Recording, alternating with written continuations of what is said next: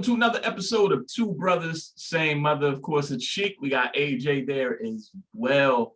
And man, things are quieted down a little bit on the Eagles front as the draft gets closer and closer and closer. But some news has come down this week in the NFL.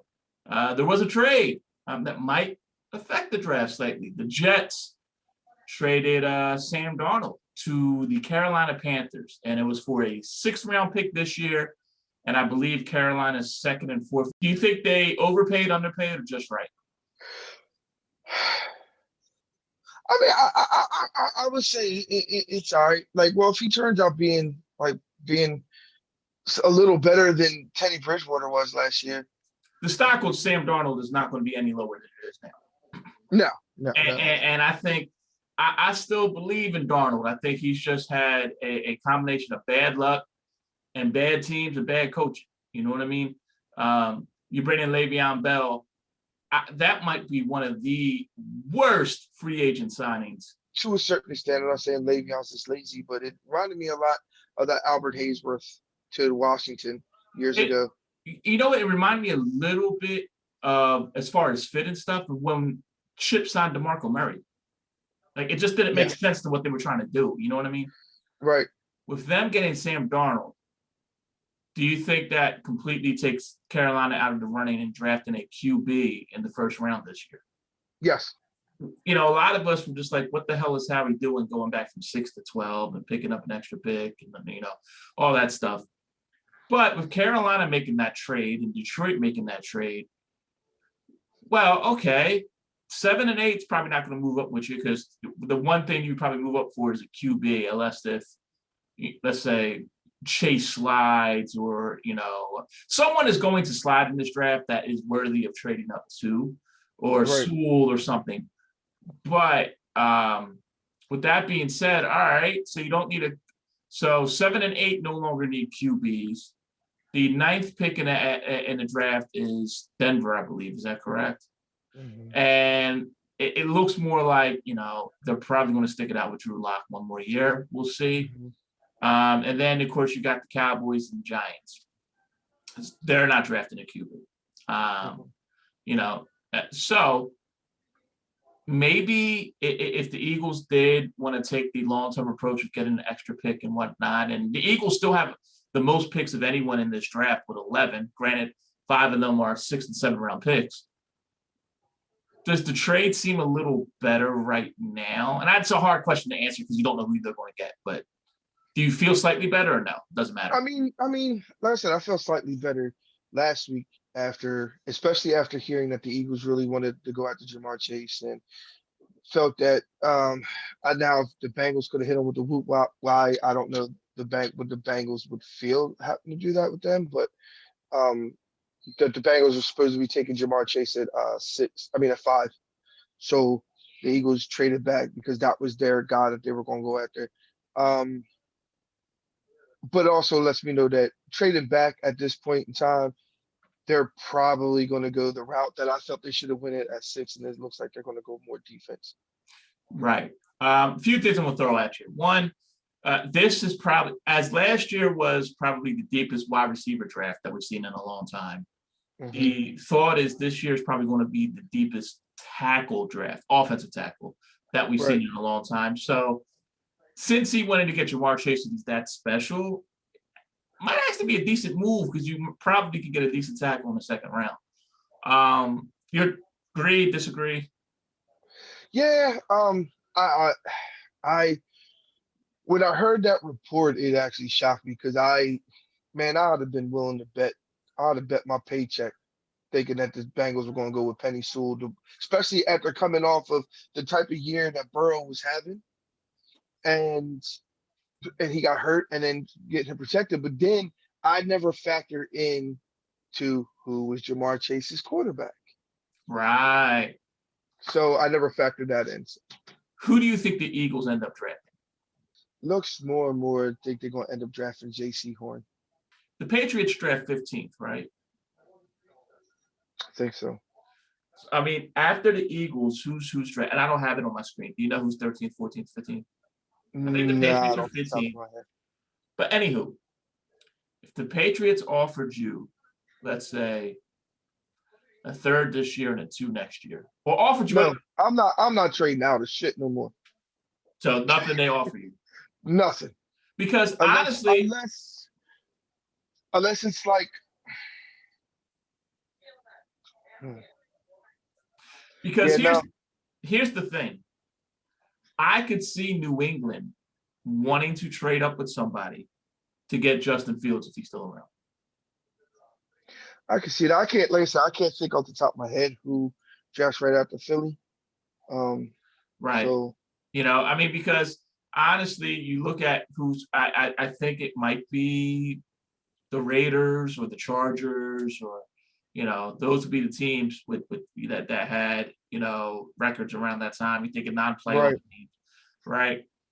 But I think that And they all honestly, got their quarterbacks. right, there's a better chance of the Eagles trading with the Patriots if the Patriots win a QB.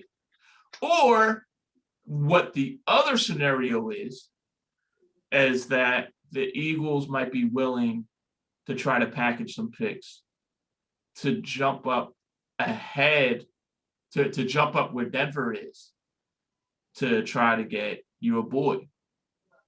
Certain. Yes. Is Surtain still there at 9? Well, I don't know. To move back up 3 spots to go from 12 to 9, yeah, it's gonna cost one of the first, bro. If you're able to move from 12 to 9 and it costs just you 2 or 3 and let's say 6 or something like that, cool. But if you have to give up one of those first, to me, then you move down from 6 to 9 for nothing. What was the point? Because if you're giving up one of those first, you're either giving up your first, the first you might get from the Colts, or the first you might get from the Dolphins. And I would imagine that they would want either the one that you got from the Dolphins or the one you might get from the Colts. I mean, they would want yours. You're not giving up yours, right? Right. But Yeah, I mean that's what I'm saying. It's not gonna. That's not. I mean, listen, if I would that's love what for it that. costs, it's not happening. They're Right, and that's what I'm saying. And I just to go up 3 spots to move back into the top 10. Yeah, we'll see. I really hope we get one of the corners. I just, I do not want to, as we talked about several months now, I don't want a project pick. I don't want a smartest guy in the room pick. And I'm gonna be honest with you, I like Devontae Smith, but at this point, bro, like, honestly, man, I I would be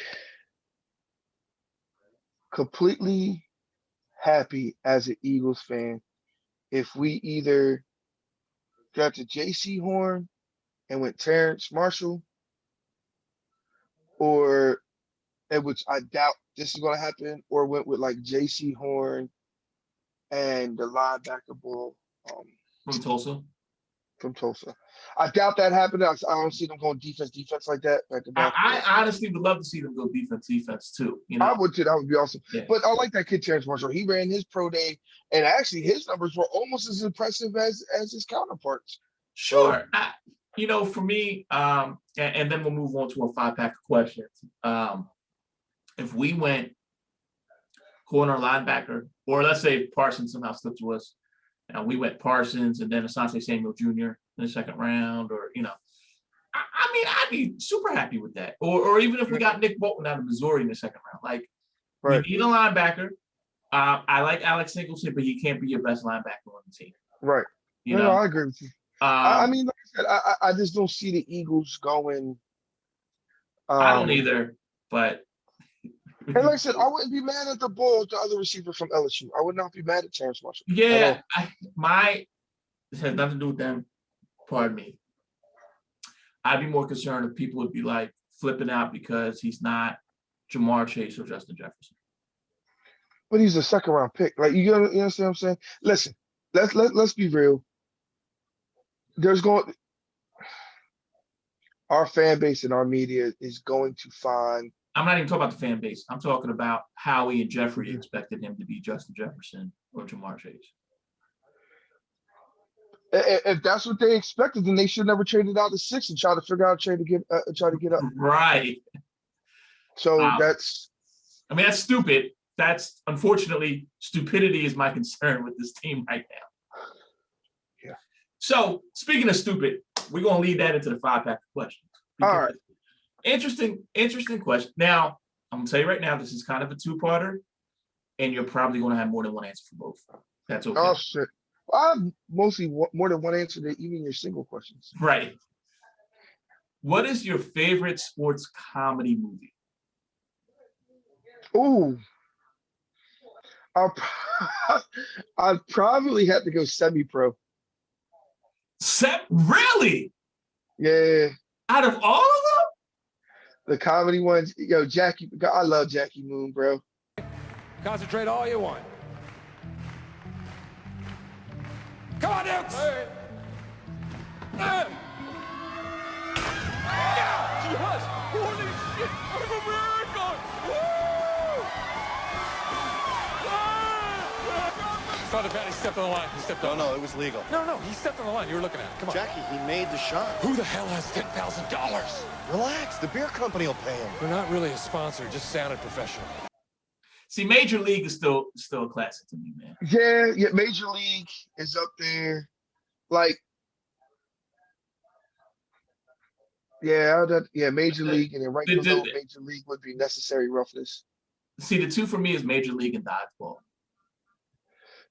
Yeah, I don't consider dodgeball sport, but I get it. Yeah, I mean, it's I think that and I think part of it is because dodgeball came out, in 04, when, but with that being said, this is and actually, but no, like 3 parts, just to make it fun. What do you think is a sports comedy that is severely underrated? The Replacements. With Keanu Reeves? Yeah, nobody really talks about. Nobody I talks actually about like that movie. It's on often. It got bombed, and yet I feel like I liked it. For Yeah, me, I liked it too. The Benchwarmers was, I think, is severely underrated. With John Yeah. Hader and all that. Oh man. I don't know. Yeah. It's definitely not PC, but and then the final one, as far as this, can you name a classic sports comedy movie that you have not watched yet, but it's considered like a classic one? No. You've seen all of them that you think that would That be I could think of off the top of my head. Off the top of my head. There isn't too many I haven't missed. Longest Yard with Burt Reynolds? I actually saw that. Slapshot? With Kurt Russell? Yes. And that Kurt Russell? Slapshot was with Paul Newman. No, I did not see Slapshot. Okay, that's considered like a top 10. And I went back to the 70s ones. That's what I was thinking. So I'll give you one that's considered probably the greatest sports comedy of all time by a lot of people that I've never seen fully. I've never fully seen Caddyshack. When as soon as you said that, I thought Caddyshack. Oh God, I've seen Caddyshack 1 and 2 100 times each. Yeah, I mean, but there's so many that I think that are whether you look at like, was it Kingpin or Tin Cup or The Water Boy, Waterboy is another good one. Yeah, or Happy Gilmore. Yeah. The Price is Wrong, bitch. Anyway. They're all great. They're all great. Of the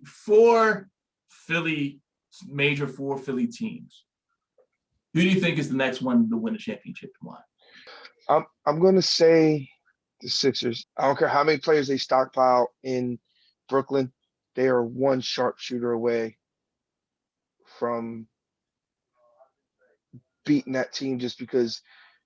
And I think that's why I get frustrated with the Sixers, like how they baby Embiid even till this day, because that you watch them, there's such a camaraderie with those guys, and they're literally an extension of Doc. You have Danny Reeves and Seth Curry. I do think if someone comes open in the buyout market, that could be that one more person that's a sharpshooter. Right. Where and that's what I'm saying. Yeah. Yeah, right. And you know what? We might have already got him. When we traded for trade. Yeah. I want to say Paul George. It wasn't Paul George. I forget who we traded for. Yeah, I know you're talking about though. Yeah, but what would you say is your favorite like Philly team or just team in general that's not NBA, MLB, NHL, or NFL? The Elkton Elks, baby. Explain who the Elkton Elks are. I live in Elkton, Maryland, and I used to coach Elkton youth football for about 11. I coached for 11 seasons, and Elkton High School is a school where majority of the players I coached, including my son, go to. So, and they up until last year, the previous, I would say 4 or 5 years, they've been in the Final Four, so in the state championship. So they're always ranked in the state and everything. So let's go E-Town. I don't have. I think it'd be weird if I had a high school connection with no kids like that. Well, your nephew's there. It's just Well, there. I meant like here. If I just started going to Ridley High School, football, they'd probably arrest me. The hell is he doing here? But of course, for me, I mean, my connection would be to my college. So of course, I root Temple House, basketball and football. Even though the football team seems to be trying to rebuild. Aaron McKee, please get it together. You saw what Jawan did, right, for Michigan. You see what Patrick Ewing was doing for Georgetown. What's up, Aaron? Come on, man. Aaron McKee was neither Juwan or Patrick. So Well, give Eddie Jones a call. Like, I don't know, man. Where's Mark Macon when you Where's need him? Mark Macon when you need him? Maybe there's some good players in Venezuela, and you can get Pepe Sanchez to talk to them. I don't know. Right. Things hopefully are coming to a close with this pandemic stuff. Mhm. What would be the first live sporting event you would like to go to? Just because it's what people, man, I would like to just I would just, even though it's not my favorite, just go to a Phillies game, man. And by the way, Just- we're excluding. We're obviously if it opens up in the fall for both of us, it would be your son, my nephew's football game. Right. So we're excluding that. Yeah, we're talking about professional sports. I get it. Yeah, man, I would love to go to just to have some type of normalcy. And I ain't spending $150 for one ticket. Now prices are going down drastically now. Yeah. I'm just saying, what I mean. I would just like to be like some normalcy back, just to be like, okay, we're starting to, no pun intended, we're starting to round third with this thing. You know what I mean? So, right. But real quick, I text you and Mike from Mayfair this earlier. I don't know if you read the article, but the NFL, I think this sometime this week, they're having their owners meeting or whatever, and they're trying to implement a March Madness, not a March Madness. I'm sorry, Midnight Madness. A Midnight Madness, to where if they do it, it would be 28 teams, and I believe the Philadelphia Eagles would be one of those teams. So my thing, I think that would be fun. This is skeptical me. Yes, it would be fun. But first off, most teams don't even let fans come in except for maybe one practice. So is Philadelphia really going to have the one practice where it's the one time you can bring your kids at midnight? I mean, we've gone over practices and they normally do about 3 a year. Last year, 2 years ago, they did one. Or they did two. They did two. Yeah, and it was, you had to buy tickets and all this other stuff. Yeah, that was that Super Bowl shit. That was bullshit. But prior to that, it was always like 3 of them. Yeah, right. So I think it'd be cool. But it's an open and training camp one too. Like it's a specific for that for all NFL teams. I think it'd be dope. Yeah. I think if they do it, they should make it all 32 teams. Right. I think it'd be great. I was a big fan of Midnight Madness with the college basketball teams, and I think it'd be awesome. It's like a giant pep rally. Yeah, I think though you got to do it right. You give people till midnight to get drunk and show up at this practice. Yeah. That's the last thing you need, There's somebody to drop a pass at 70,000 to boo them during the open practice. I forget when we went to that last open practice that the Eagles had before the year before COVID. I forget who the free agents were that year. And I remember where we were sitting, and in each section had the EAGLES standoff, like everybody was trying to outdo everybody.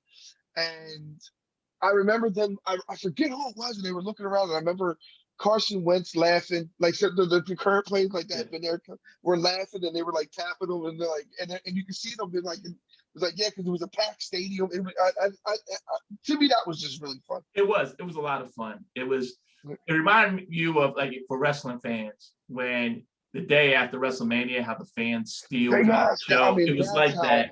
Yeah, That was a lot of fun. Stole that one. And the final question I have for you, I actually have it as a video game, but we could expand it to TV show or movie. Name a bad video game or TV show or movie that it's universally considered to be bad, but you really enjoy. That I enjoy, huh? You know what? I'm normally the opposite. A lot of the games that everybody like some of the heavy gamers love. I don't do Call of Duty. Right, I'm not a Call of Duty fan I either. don't do Fortnite. I don't.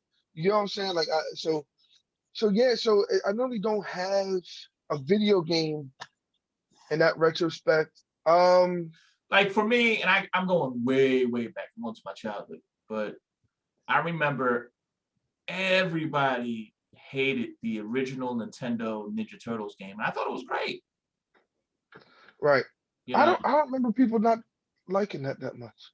I mean, just search Ninja Turtles NES and you'll get a ton of YouTube videos about but like, you know, and I was just thinking, I was thinking video game wise, just because just like everything else, spring and summer comes, more and more of those things are gonna be coming out. I mean, I'll give you another one, and I still think it's hilarious. It's a cult classic. Let's be honest, it's a bad movie. I still love Napoleon Dynamite. But you know what? I almost said Napoleon Dynamite, but a lot of people love it because it's a cult classic. Right. So it's not like a movie like people say, yo, that movie's fucking stupid, but they laugh at it. Like, you understand what I'm saying? Like, what there's else? not one that people are just like, that's just fucking horrible. Blah, right. Blah, I mean, it's like another cult classic of a really, really bad movie. But everyone I know admits it's a bad movie, but likes it. You ever see Killer Clowns from Outer Space? Yes, that movie is horrible, but once again, it's funny. Everybody knows about it. Yeah, it's so goofy. I'm not even gonna lie, I'm stumped on this. What was that one movie with Ben Stiller where he's a model?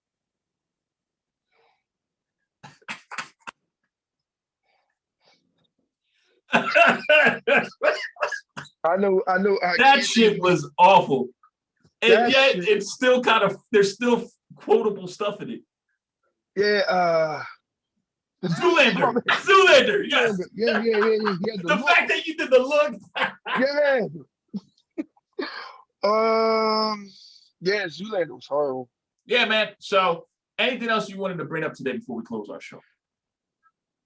No, man. Just 3 weeks away from the draft, man.